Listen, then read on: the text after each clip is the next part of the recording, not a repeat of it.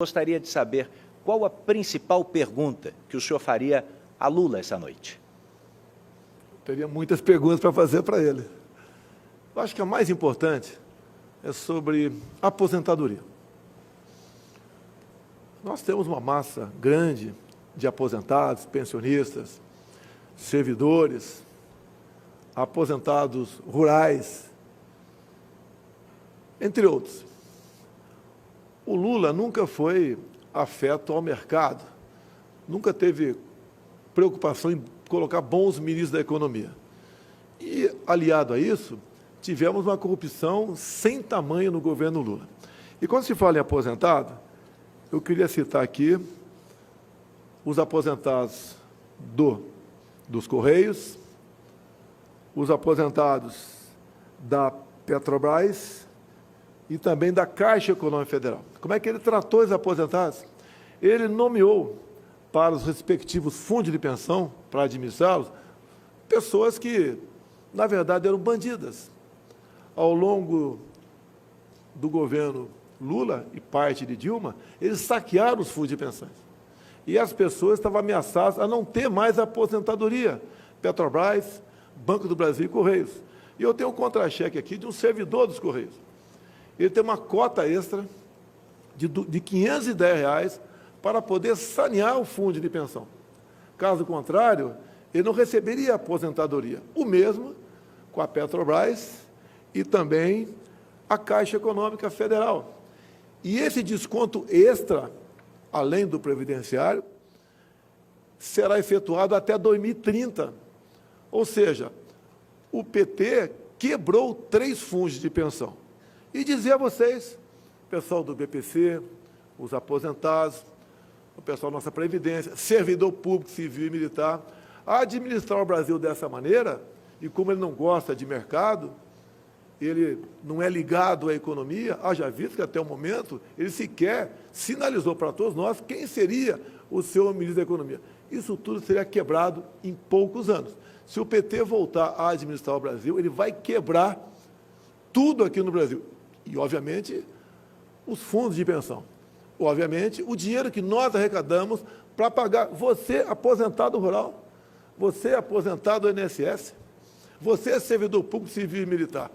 E eu perguntaria para ele, Lula, você não deveria estar em casa, já que você foi agraciado por amigo lá do Supremo Tribunal Federal? Você não tem vergonha de deixar esse legado para nós e estar disputando uma eleição novamente?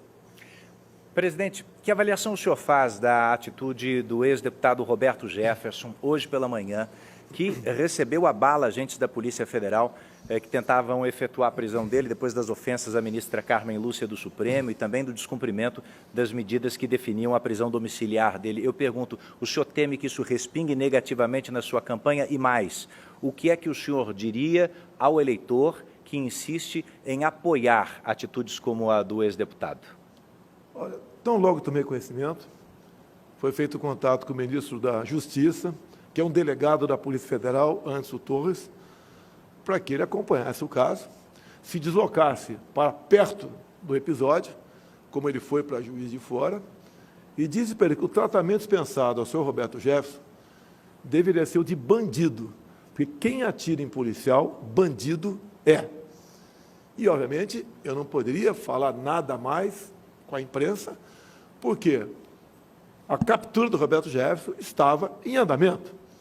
Obviamente, se eu tivesse falado qualquer coisa mais cedo para a imprensa, a não ser uma nota que eu dei nos meus tweets, tá, eu poderia estar comprometendo o bom andamento da operação. Obviamente, tem gente aí, em especial outro candidato, o Fujão, que a gente poderia estar combatendo aqui, quer tirar proveito político disso. Primeiro, diz que o Roberto Jefferson coordena a minha campanha e é meu amigo. Ele não coordena a minha campanha. E não tem nada de amizade. Tanto é verdade que agora, em meados de setembro, ele entrou com uma queixa-crime contra o Superior Tribunal Militar, contra a minha pessoa e o do senhor ministro da Defesa por prevaricação. Ou seja, quem me processa não pode alguém achar que ele é meu amigo. O que ele fez, o que ele queria aqui, o que ele está querendo, buscando da justiça militar, são questões ligados a autoritarismo, e o nosso governo não se presta a isso. Agora, no mais, eu quero deixar bem claro, repudio também a maneira como o Roberto Jefferson se referiu à senhora ministra Carmen Lúcia. Nenhuma mulher deve ser tratada dessa maneira. Agora, deixo claro, a jornalista Bárbara Gância, jornalista, ofendeu a minha filha no dia do aniversário, no dia que ela estava completando 12 anos, com um palavreado mais forte ainda do que o Roberto Jefferson se referiu à senhora Carmen Lúcia. Também, há poucos dias, a senhora Sâmia Suragi, procuradora-geral do Estado de Alagoas, se referiu à primeira-dama, minha esposa, Michele Bolsonaro, como vagabunda. Ou seja, nós somos vítimas do crime de ódio dessas pessoas, e não o contrário, como o Fujão aqui deixa transparecer e me ataca de forma caluniosa. Nós não passamos pano para ninguém, diferentemente do Lula, que quando Roberto Jefferson delatou o Mensalão, delatou inclusive José Dirceu, o Lula simplesmente passou pano para tudo isso. Nós não somos amigos, nós não temos relacionamento e tratamento para pessoas que são corruptas ou agem dessa maneira, como o Roberto Jefferson agiu, xingando uma mulher e também recebendo a bala policiais, o tratamento que será dispensado pelo governo Jair Bolsonaro será de bandido. Assim foi feito, ele foi detido agora, final da tarde, e já encaminhado para a Superintendência da Polícia Federal do Rio de Janeiro. No mais, o Anderson Torres não participou, não foi a Levi Gasparian, e ele, a preocupação dele agora, como determinei, é cuidado com os 2 policiais que foram vitimados por Roberto Jefferson. Como é que está a saúde deles e como nós podemos melhor acompanhar a recuperação desses 2 policiais. Presidente, eu gostaria de insistir na questão dos ataques, mas entre as campanhas. Se a gente perceber o número de eleitores que simplesmente decidiu não votar no primeiro turno, mais de 30 milhões de brasileiros, é muita gente. Nesse segundo turno, há uma parcela desse eleitorado preocupada com o nível do debate entre o senhor e o candidato Lula do PT. O TSE chegou, inclusive, a entrar no jogo, fazendo um apelo pelo fim dos ataques na TV. Eu gostaria de saber, o senhor se comprometeria com isso nessa reta final das eleições? Como é que o senhor classifica até aqui o nível desse embate? Não há nenhum ataque meu a outro candidato. As inserções que nós colocamos nas televisões em grande parte, vídeos do próprio Lula. Ele falando, por exemplo, que a questão do aborto é questão de saúde pública. Quando nós o chamamos de descondenado, é verdade. Quando nós falamos que ele foi condenado, que foi chefe de uma organização criminosa, isso é verdade. Quando o partido dele apoia a ideologia de gênero, é verdade. Nós não mentimos, nós não precisamos mentir para mostrar o caráter do Fujão. É só falar a verdade. É uma pessoa que não tem qualquer respeito com a família, com pastores, com padres, que apoia ditaduras fora do Brasil, como a de Ortega, que persegue padres, que expulsa freiras, que corta canal de televisões, como a da CNN, entre outras coisas. Isso não é baixar o nível, é mostrar a verdade do que foi o governo Lula. Mostrar a delação de Palocci, contando em detalhes como Lula recebia dinheiro até dentro do próprio avião presidencial, isso não é atacar o presidente. Mostrar a corrupção de várias estatais, como Petrobras, 900 bilhões de reais de endividamento, BNDES, 400 bilhões de reais. E quando se fala em BNDES, mostrar, em especial para o povo mineiro, que em Belo Horizonte não tem metrô, mas dinheiro nosso do BNDES, Lula mandou para Caracas, capital da Venezuela, lá tem um metrô maravilhoso. Mostrar para a população que o dinheiro do BNDES para fazer o Porto de Mariel em Cuba, Cuba se comprometeu em não pagando o empréstimo, não pagou, nos ressarcir em charutos. Isso é um deboche. Confesso, Edu, se eu não tivesse visto o contrato, eu não acreditaria. Então, nós não temos ataque, mostramos as verdades apenas do que aconteceu no governo do PT. Inclusive dizer que no meu governo, 21 e 22, tivemos a pandemia, lamentamos as mortes, mas o Brasil criou 3 milhões de empregos. Em 2015 e 2016, governo Dilma, que o Lula tinha uma tremenda participação, perdemos 3 milhões de empregos no Brasil. Isso é a maneira de administrar. Ele não administra, não é gestor, é um mandão, é um gastão. Tanto é que ele fala que vai acabar com o teto de gastos. Ou seja, é aquela pessoa em casa que vai falar, olha, eu vou gastar mais que o arrecado, se faltar dinheiro eu pego empréstimo, recorro ao agiota, isso acaba um dia, leva à falência aquela pessoa. É a mesma coisa no Brasil. Se o Lula continuar administrando o Brasil como fez nos seus 8 anos e mais 6 de Dilma, o Brasil quebra. Um país riquíssimo fará com que o seu povo viva uma situação de miséria. Como, por exemplo, ele apoia o regime de Nicolás Maduro. E Maduro, juntamente com Chávez, né, que o antecedeu, quebrou a Venezuela. A Venezuela é o país mais rico do mundo em petróleo, e hoje é um país com o povo mais pobre do que o povo haitiano. Nós não queremos isso para o Brasil. Então, quando você fala em estilos, primeiro me acusam de tudo. Tudo eu sou responsável. Tudo tem um motivo para me acusar, para buscar o desgaste. E você, eleitor? Você vai simplesmente anular seu voto? Você está ajudando o Lula a ter mais votos nas urnas. É o momento de você decidir, fazer um filtro, quem está falando a verdade ou não. Nós estamos sempre mostrando fatos. E eu estou mostrando um fato gravíssimo. Ele quebrará o Brasil. O próprio Henrique Meirelles falou há pouco, em matéria, se eu não me engano, no Poder 360, onde ele diz que não decidiu ainda pelo futuro ministro da Economia. O mais possível, segundo Meirelles, é que ele adote uma política econômica semelhante ao da ex-presidente Dilma Rousseff.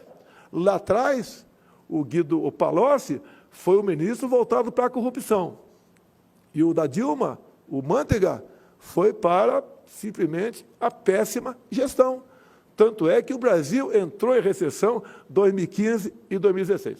Gostaria agora de falar sobre alguns temas que o próximo presidente da República, o senhor, se for reeleito, terá que enfrentar. Gostaria de começar sobre lei e ordem. Há tempos existe um debate sobre a redução da maioridade penal e há informação de que o senhor apresentaria um projeto de lei nesse sentido num eventual segundo mandato. Os críticos dessa proposta, sobretudo, falam sobre o sistema que não estaria preparado para isso, ou até mesmo sobre a superlotação que isso causaria nos presídios. Que argumentos a favor da proposta o senhor traria para o debate?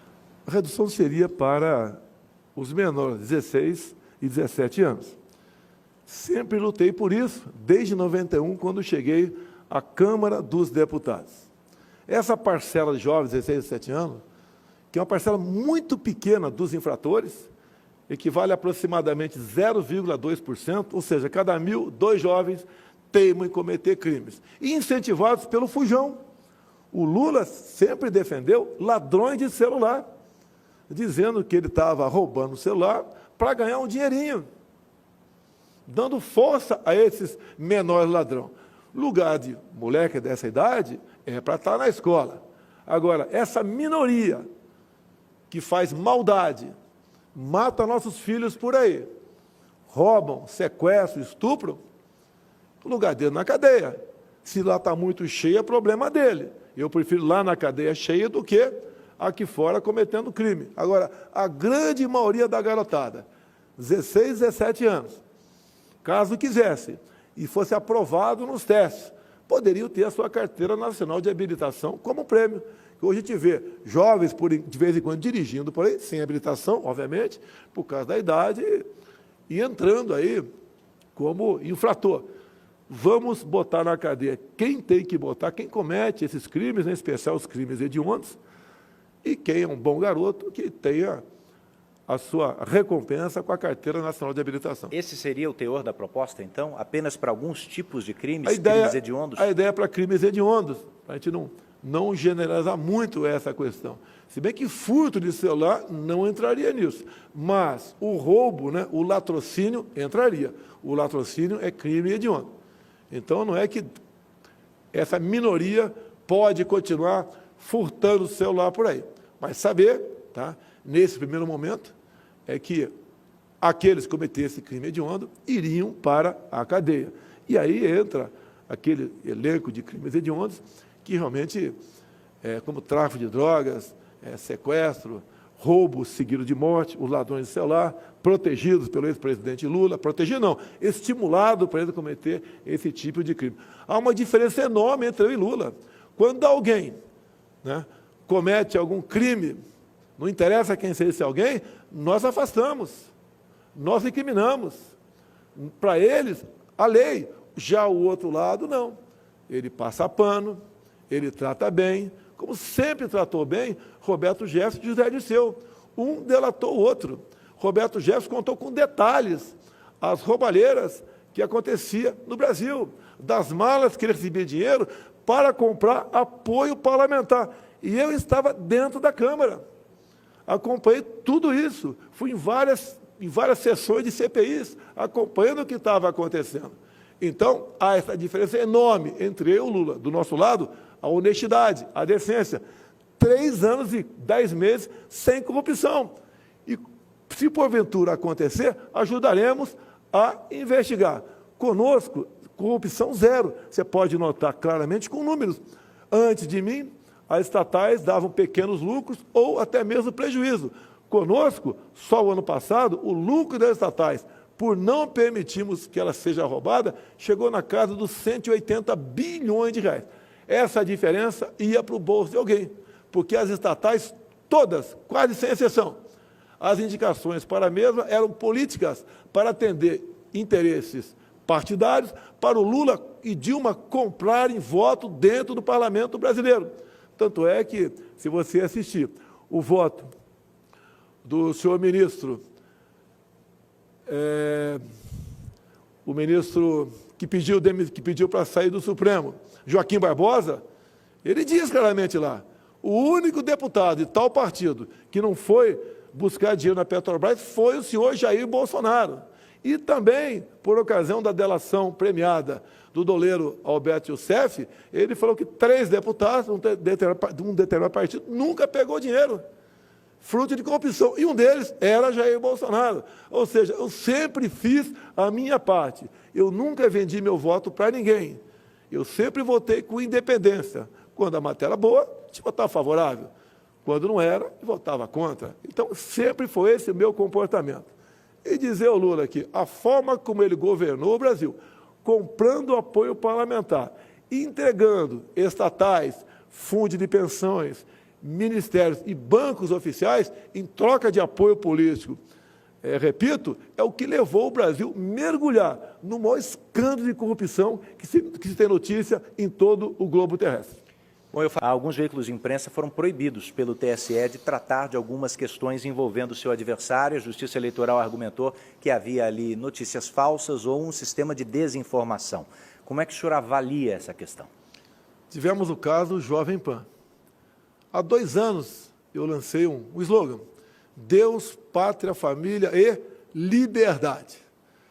Pouca gente deu importância para isso, achando que a liberdade é um bem eterno. Tomaram conhecimento agora que a nossa liberdade está em risco. Agora, deixo bem claro, antes de qualquer crítica ao Tribunal Superior Eleitoral, que, no meu entender, decidiu equivocadamente sobre a censura junto à Jovem Pan, o processo que foi ajuizado lá foi assinado pelo Partido dos Trabalhadores. Ou seja, o PT está dando uma pequena demonstração de como seria um possível governo Lula no tocante à censura. E olha, Eduardo, o artigo 220 da Constituição, quando fala liberdade de expressão, é taxativo, que nenhuma lei pode ser criada para cercear o nosso direito de defesa, o de vocês, da imprensa, obviamente, sob qualquer pretexto. Lamentável a decisão do TSE, mas mais lamentável ainda o PT, que provocou o TSE com essa censura em cima da TV e rádio Jovem Pan. Eu gostaria de saber o seguinte, se o senhor tem essa popularidade esse capital político numa eventual vitória no segundo turno. A minha pergunta é, o senhor está satisfeito com o orçamento secreto? Porque o senhor teria, em tese, condições, inclusive, de maioria no Congresso para redistribuir o controle desse dinheiro. Vai lidar como com isso?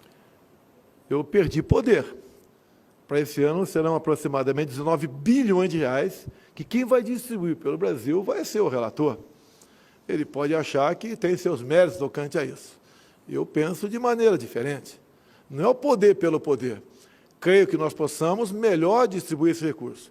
O que é secreto nele é o nome, são os nomes dos parlamentares que indicam o recurso junto ao relator, e o relator apenas notifica o respectivo ministro nosso e ele encaminha esse dinheiro para estados e municípios. Agora, quando falo em nomes, consegui aqui, entrego para você, se me permite, 13 nomes de petistas que usaram desse orçamento dito secreto. Eu falo dito que, na verdade, não tem nada de secreto. É uma lei que foi votada lá no Congresso, eu vetei a lei e o Congresso derrubou o veto. Agora, o que nós temos que fazer é fazer com que estes parlamentares, que indicam o recurso, que mandam o recurso para Estado e municípios, que o nome deles seja exposto para todo mundo, até mesmo os próprios parlamentares. Eu fico preocupado, porque eu já fui parlamentar, e eles mesmos não sabem quem o seu colega está indicando para quem. Isso daria aproximadamente aí 16, 17 milhões para cada um por ano. Tem parlamentar que eu sei recebe 2 milhões, o outro recebe 200 milhões de reais. Não tenho poderes sobre o orçamento secreto. Se eu fosse dono deles, como o PT diz, né? Se bem que o PT, todos os parlamentares do PT votaram para derrubar o veto. Eles foram favoráveis do orçamento secreto, usam do orçamento secreto. Se fosse para eu comprar voto, como eles dizem, jamais eu daria, né? Se bem que eu não iria comprar voto de ninguém. Mas se fosse usar o orçamento para isso, jamais daria dinheiro para quem nos ataca o tempo todo, como são os parlamentares do PT, PCdoB e PSOL. O senhor tem nomes de outros partidos também? Temos mais também, posso te passar isso daí. Não foi fácil conseguir isso, foi junto ao respectivo ministro nosso, que eles recebem o ofício do relator, mandando recurso para tal estado ou município. E conseguimos, com o trabalho, então, de cada ministro, levantar esses 13 nomes de petistas, para provar que o PT, o Lula, que me acusa de corrupção no orçamento secreto, os seus deputados têm participação e têm mandado recursos para o Estado em cima dessa rúbrica, na verdade, chamada de RP9, apelidado de orçamento secreto. Presidente, em menos de 1 minuto e meio, para o final dessa minha oportunidade de perguntar ao senhor, o senhor, um mês atrás, falou sobre como a Justiça Eleitoral teria criado dificuldades para a participação das Forças Armadas na apuração, na totalização dos votos. Minha pergunta é simples, o senhor teve ou não acesso às conclusões das Forças Armadas sobre esse relatório? Diz com esse qualquer relatório por parte das Forças Armadas. Eles continuam trabalhando na busca de possíveis fraudes, por que não dizer isso? E o trabalho deles é louvável. De vez em quando eu converso com outro militar, ou melhor, basicamente com o ministro da Defesa, sobre essa questão. Eles preparam um relatório, e esse relatório será apresentado no momento oportuno. Digo, nós não temos poder de fazer auditoria nas urnas eletrônicas. Há aproximadamente 3 anos, a Polícia Federal concluiu 2 inquéritos, que foram pela linha da impossibilidade de auditar as urnas eletrônicas. A gente peça a Deus que tudo corra normalmente, mas deixo claro, as Forças Armadas têm um trabalho louvável no tocante a isso, tiveram dificuldade de colocar as nossas equipes técnicas das Forças Armadas com a equipe técnica do Tribunal Superior Eleitoral. Esperamos que tudo corra dentro da normalidade e que o vencedor realmente tenha os votos que as urnas apresentam. Candidato, eu quero agradecer muito a sua presença essa noite aqui no palco desse debate, dessa sabatina, e agora o senhor tem, como previsto nas regras, 3 minutos para fazer as suas considerações finais. É muito importante. Deus, pátria, família e liberdade. Quando eu falava liberdade, eu pregava no deserto. Pouca gente dava atenção a isso. E eu sempre falei que a liberdade é algo mais importante que a própria vida. Porque um homem, uma mulher sem liberdade não tem vida. Agora vimos, então, uma ação do PT, provocada pelo Partido dos Trabalhadores, o partido do presidente Lula buscando e atingir o alvo, censurando a Jovem Pan. A mídia como um todo tem reagido contrário a isso. Ainda dá tempo. Não podemos permitir que a censura avance no Brasil. É péssimo para todos nós. Sempre tenho dito, a imprensa, mesmo errando como erra, é melhor funcionando do que fechada. E tenho dito que o meu controle sobre a mídia é a liberdade total de expressão. Mídia livre, mídia produzindo matérias. E, se essas matérias não forem boas, não forem realmente úteis, o próprio povo acaba deixando de lado aquele órgão de imprensa. Liberdade acima de tudo. No mais, como sempre falo, vivemos num país de 90% de cristãos. Nós não queremos a liberação das drogas, como o PT quer, como Lula já falou que quer. Nós não queremos a ideologia de gênero. Nós respeitamos as crianças em sala de aula. Nenhum pai, uma mãe quer que sua filha de 6, 7 anos vá no mesmo banheiro da molecada de 14, 15 anos. Escola é lugar de aprender. A educação vem em casa. Nós também não admitimos a questão do aborto. Nós respeitamos a vida desde a sua concepção. Também a propriedade privada, para nós, é sagrado. Não podemos aceitar a volta ao passado, onde o MST invadia propriedades. Dinheiro nosso, do Brasil, do BNDES, é para ser aplicado no Brasil, e não fazendo metrô lá em Caracas, capital da Venezuela, ou Porto em Mariel, ou começar a fazer uma hidrelétrica lá na Nicarágua. Dinheiro nosso é para nós, aqui no Brasil. O que nós não queremos também é a volta ao passado da corrupção deslavada, cujo chefe da quadrilha, o Fujão, que não está aqui agora. Obviamente, ele tem que agir dessa maneira, porque não tem como se explicar. No mais, no próximo dia 30, todos vamos votar. Vamos levar, convencer um amigo, um parente que votou em branco, se ausentou ou votou do outro lado, vai votar conosco, para que nós possamos realmente continuar o caminho de sucesso que o Brasil se encontra no momento. Muito obrigado a todos. Obrigado.